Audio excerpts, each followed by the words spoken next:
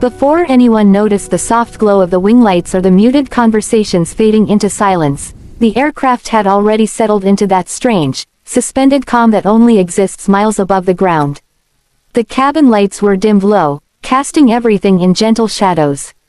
The steady hum of the engines blended with the faint rustle of blankets and the occasional cough, a mechanical lullaby carrying dozens of strangers through the dark. Most passengers had retreated into their own quiet bubbles, headphones on, eyes closed, thoughts drifting.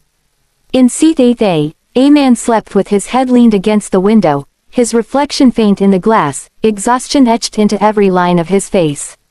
He had no way of knowing that within minutes, a single question from the cockpit would ripple through the cabin and quietly change the tone of the entire flight. And no one, absolutely no one, expected the answer to come from someone who looked like he was barely holding himself together. Before the story truly begins, take a moment to support the channel. If stories like this reach you, if they make you pause or feel something real, please subscribe, tap like, and leave a comment. It helps Storyverse continue bringing moments like this to life. The man in seat 8A was named Daniel Carter. He was 34 years old, a widowed father raising a 7-year-old boy named Ethan on his own. Flying terrified him now. This was his first time on a plane in years, and he'd argued with himself all the way to the airport about whether he should even go. But life had backed him into a corner.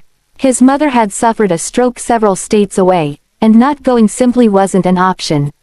The night before the flight, Daniel had worked a double shift, his body moving on muscle memory while his mind stayed foggy and distant. He packed Ethan's small backpack before dawn, labeling everything in careful handwriting, then dropped his son off at a neighbor's house with a forced smile and a promise he hoped he could keep. By the time he reached the airport, he'd slept less than 2 hours. But Daniel wasn't just tired. He was worn down in a way sleep couldn't touch. Since his wife passed away 3 years earlier, life had felt like a steep hill that never leveled out. Every day was a balancing act of work schedules, school lunches, overdue bills, and pretending he was stronger than he felt. He did his best to be both mom and dad, to show up for Ethan even when grief pressed heavy on his chest. Kindness from strangers had become rare in his world, but when it appeared, it stayed with him longer than it should have. As the plane cruised steadily at altitude, a sudden pocket of turbulence shook the cabin. Not violent, not dangerous, but enough to rattle trays and draw a few sharp breaths. Someone gasped. Someone else laughed nervously. Then, moments later, the captain's voice came over the intercom again. It was calm, practiced, but there was an edge to it this time. Ladies and gentlemen, this is your captain speaking. We're experiencing a minor technical situation. As a precaution, I need to ask, are there any combat pilots or individuals with military flight training on board? If so, please notify a flight attendant. A low wave of murmurs swept through the cabin like wind through tall grass. Heads turned, people searched each other's faces, eyes wide with uncertainty, hoping someone else would be the answer. Daniel slept through the first announcement, his breathing slow and heavy, until a gentle hand touched his shoulder. "Sir," a flight attendant whispered, "are you all right?" He blinked awake, disoriented, heart jumping before his mind caught up. Yeah, I'm okay." She hesitated, studying him for a moment, then lowered her voice. Were you ever a pilot?" The question landed heavier than she realized. Daniel paused, his thoughts rushing backward through years he rarely visited anymore. For a brief second, the weight of his past pressed down on him, memories of uniforms, early mornings, and a version of himself that felt like someone else entirely. Slowly, he nodded. "I flew combat jets," he said quietly. "Air Force. About 10 years ago." Her eyes widened just a fraction. "The captain is asking for you," she said. Daniel's heart began to pound. He hadn't flown since leaving the military. That chapter of his life had ended long before the losses, before the nights spent staring at the ceiling wondering how everything had changed so fast. But something steadied inside him. He took a deep breath, stood up, and followed her toward the cockpit as curious passengers watched in near silence. Inside the cockpit, the captain greeted him with visible relief. The issue was minor, an instrumentation anomaly, Nothing catastrophic, but having someone with combat flight experience to talk through contingencies brought an added layer of reassurance. Daniel listened closely, his fatigue fading into the background. He asked measured questions, offered perspective, spoke with a calm confidence he hadn't realized still lived inside him. He didn't take controls. He didn't save the plane in a dramatic, cinematic moment. What he did was steady the space. His presence, his composure, his willingness to help reminded everyone involved that control didn't require loud heroics. After a few minutes, the situation was resolved. The captain extended his hand, gripping Daniel's firmly. "You didn't have to come up here," he said sincerely. "But it helped more than you know." Daniel nodded, a small smile crossing his face. "Glad I could help." When he returned to his seat, something shifted. A woman across the aisle met his eyes and smiled. "Thank you," she said softly. "I was really scared." A man behind him leaned forward just enough to speak. "You did a good thing, man." A flight attendant passed by and placed a cup of coffee on his tray, lowering her voice. "On us." Daniel wrapped his hands around the warm cup, feeling the heat seep into his palms. For the first time in a long while, he felt seen, not as a struggling single father, not as someone barely keeping it together, but as someone who mattered. When the plane landed safely, a gentle wave of applause moved through the cabin. Not loud, not theatrical, just honest. Daniel felt his eyes burn as he thought of his son, of all the times he'd told Ethan that kindness wasn't weakness, that it meant showing up even when you were tired, even when life had knocked you flat. As passengers filed out, a young boy tugged on Daniel's sleeve. "My mom says you're a hero," the boy said shyly. Daniel knelt down, smiled, and shook his head. "I'm just someone who helped." Later that night, standing beside his mother's hospital bed, Daniel told her the story. She squeezed his hand weakly and whispered, "Your father would be proud." The words stayed with him. Kindness doesn't always arrive as grand gestures. Sometimes it looks like waking up exhausted, standing when you'd rather stay seated, offering what you have even when it feels small. On that flight, a tired single dad in seat 8A reminded a cabin full of strangers, and maybe himself, that courage and compassion often live quietly inside ordinary people. And maybe, the next time you're given a chance to help, you'll remember this story. Because you never know whose fear you might calm, whose hope you might restore, or how one small act of kindness can lift everyone a little higher. The cabin had changed after that moment, though no announcement ever explained why. People settled back into their seats, but the air itself felt different, lighter somehow, as if fear had quietly loosened its grip. Daniel noticed it in small ways. The way conversations resumed in hushed tones instead of whispers, the way shoulders slowly dropped, the way a few passengers glanced his direction not with alarm but with something closer to gratitude. He stared out the window, watching the darkness outside stretch endlessly, the wind slicing through it with steady confidence. The coffee steamed between his hands, and with each sip, he felt something inside him thaw. He hadn't felt useful in a long time. Not truly. At home, usefulness often meant survival, paying bills, making dinners, setting alarms. This felt different. This felt like purpose, even if only for a moment. His mind drifted, uninvited, back to years ago, to early mornings on the flight line when the air was sharp and the world still asleep. Back then, he believed strength meant endurance, meant pushing through without pause. He'd learned later how wrong that was. Strength, real strength, came from knowing when to show up for others, even when you were running on empty.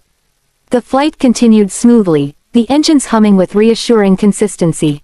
A flight attendant stopped by again, checking on him with a quiet smile. "Let us know if you need anything," she said. Daniel thanked her, meaning more than just the coffee. Across the aisle, the woman who'd spoken earlier caught his eye again and gave a small nod, like an unspoken acknowledgement between strangers who'd shared a fragile moment. He wondered how many stories were sitting in this cabin, how many private battles carried silently at 35,000 feet. When the descent began, the captain's voice returned, steady and calm once more, explaining the approach as though nothing unusual had happened at all.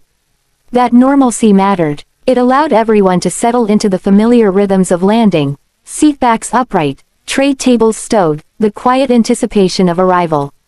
Daniel felt his ears pop and swallowed, grounding himself in the physical sensations of the moment. As the wheels touched down and the aircraft rolled along the runway, the gentle applause started, hesitant at first, then spreading row by row. Daniel kept his head down, embarrassed and moved all at once.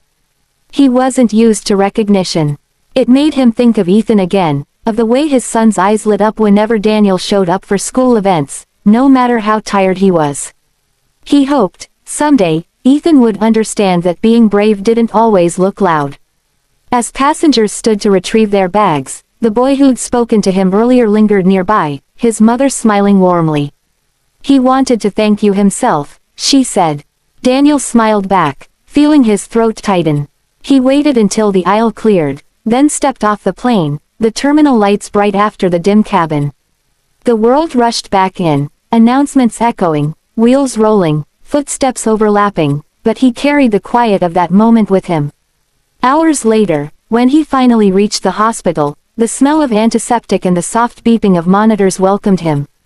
His mother lay pale but awake, eyes fluttering open when she heard his voice. He told her everything, leaving out none of it, and when she squeezed his hand and spoke of his father, something settled deep in Daniel's chest. It wasn't pride exactly, it was peace, the understanding that even in a life worn thin by loss, there were still moments that mattered. That night, sitting alone in the hospital waiting room, Daniel stared at his phone, scrolling through photos of Ethan, smiling through missing teeth, holding up drawings, asleep on the couch. He typed a simple message to his neighbor, asking her to tell Ethan he loved him and would be home soon. Then he leaned back, closed his eyes, and let himself rest. The world hadn't suddenly become easier. His problems hadn't vanished, but he knew now that kindness had a way of circling back, of finding you when you least expected it. And somewhere between exhaustion and resolve, Daniel understood that showing up, again and again, was its own quiet kind of heroism. Morning came quietly, filtered through thin hospital blinds and the low murmur of nurses changing shifts. Daniel woke in the waiting room chair with a stiff neck and a half-empty bottle of water at his feet. For a few seconds, he forgot where he was. Then the soft beeping from down the hall brought everything back. The flight, the cockpit, the applause, his mother's hand in his. He rubbed his face and stood, stretching muscles that felt older than they should have. When he stepped back into his mother's room, she was awake, staring out the window at the pale sky. She smiled when she saw him. It wasn't strong, but it was real. "You stayed," she said. Daniel nodded. Of course. They talked about small things then, Ethan's school, the neighbor's dog, memories that felt safer to hold. And beneath it all was something unspoken, a shared understanding that life had bent them both, but not broken them. Later, as Daniel walked out of the hospital into the cool morning air, his phone buzzed. A message from the neighbor. A photo of Ethan eating cereal, milk on his lip, holding up a crayon drawing of an airplane with a stick figure labeled Dad. Daniel laughed softly, eyes stinging. He replied with a heart and a promise to be home soon. The drive back felt different than the drive there. Nothing external had changed, the roads were the same, the sky still gray, but Daniel felt steadier behind the wheel. He thought about the flight again, about how close he'd come to staying asleep, to never hearing the question at all. He wondered how many chances like that passed people by every day, unnoticed. Not moments of danger, but moments to show up. Back home, life resumed its familiar rhythm. Lunches packed, homework checked, bills paid. Ethan listened wide-eyed as Daniel told a gentler version of the story, leaving out the fear but keeping the heart of it. "So you helped them?" Ethan asked. Daniel nodded. "I did what I could." Ethan considered this, then smiled. "That's what you always tell me." Days turned into weeks. The memory of the flight softened, settling into Daniel like a quiet ember rather than a spark. But it changed how he moved through the world. He held doors a little longer, listened a little more closely. When exhaustion pressed in, he reminded himself that being tired didn't disqualify him from being kind. Sometimes it made it more important. One evening, as Daniel tucked Ethan into bed, his son yawned and asked, "Dad, do you think I can help people when I grow up?" Daniel brushed his hair back gently. I know you will, he said. After the lights were off and the house grew still, Daniel stood for a moment in the hallway, listening to his son's breathing. Life was still heavy, grief still visited, worry still waited in the corners. But layered over it all now was something else, a quiet certainty that ordinary people carried more strength than they realized. That kindness didn't announce itself. It just showed up. And somewhere high above the ground, on a dimly lit flight, a tired single dad had been reminded of that truth. Not because he was special, but because he was willing. And maybe, in small unseen ways, that willingness would keep echoing outward, from one life to another, lifting people just enough to help them keep going.